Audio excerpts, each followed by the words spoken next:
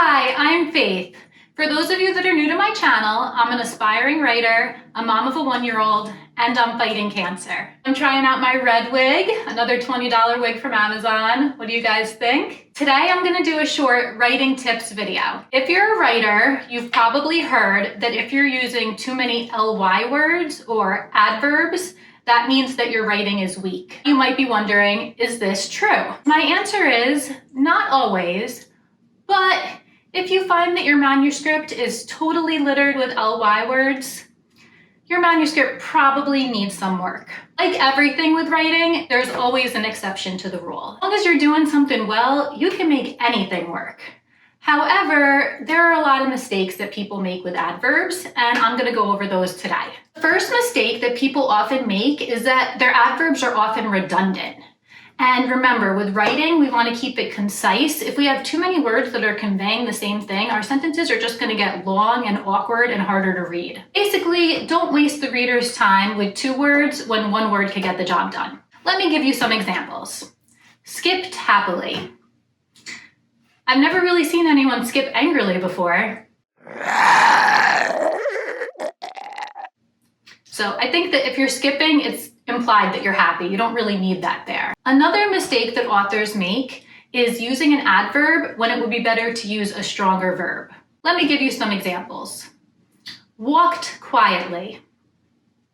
Instead of saying walked quietly, we could say tiptoed.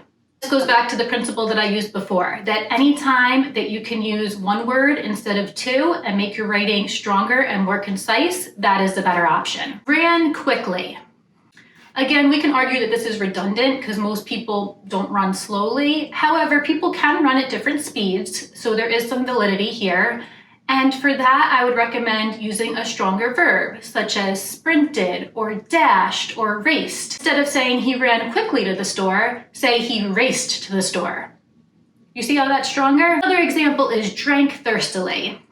Again, this is kind of redundant because people don't usually drink when they're not thirsty. However, you can argue that people do drink at different speeds. This is kind of similar to the running example. So if you want to convey that they're drinking fast, you could say chugged or guzzled. Another common mistake that authors make is using adverbs in their dialogue tags.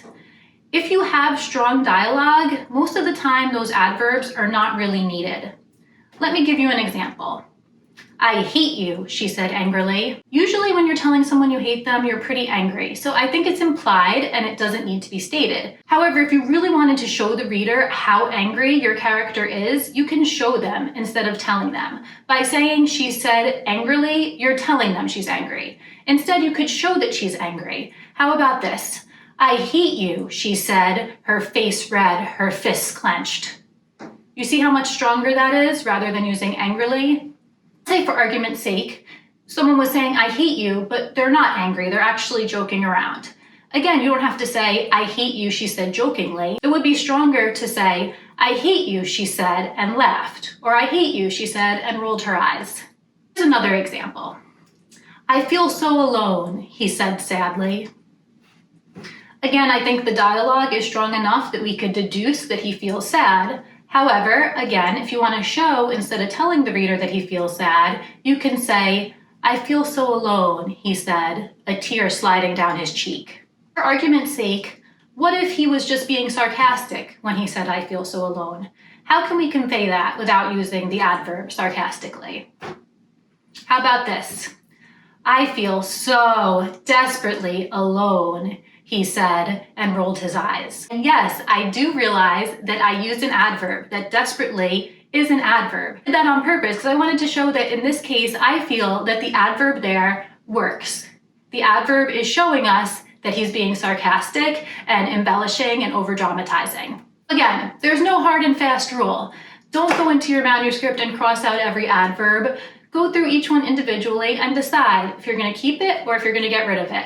If it's redundant, if there's a stronger verb that you can use, or if there's stronger dialogue that you can use, or actions that you can describe to show the reader rather than tell the reader what they're feeling, do that instead of using the adverb. However, if the adverb adds something to your manuscript and it conveys something new and it flows well, keep it. By all means, you can use any word that you like It's your book, it's up to you. These are just some strategies to make sure that your book is as strong as possible. Hope you found this video helpful. I hope this kind of cleared things up a little bit about why some writers say that using adverbs is bad. And adverbs are not bad. As long as you follow these rules, you'll be just fine. If you have any comments, please leave them down below. Please subscribe to my channel if you're not already subscribing and watch me kick cancer's butt. Some more writing videos, some family vlogs, get to know me, I'll get to know you. I look forward to interacting with you. I'm having a lot of fun with this YouTube channel and I appreciate each and every one of you. Thank you so much and I'll see you next time.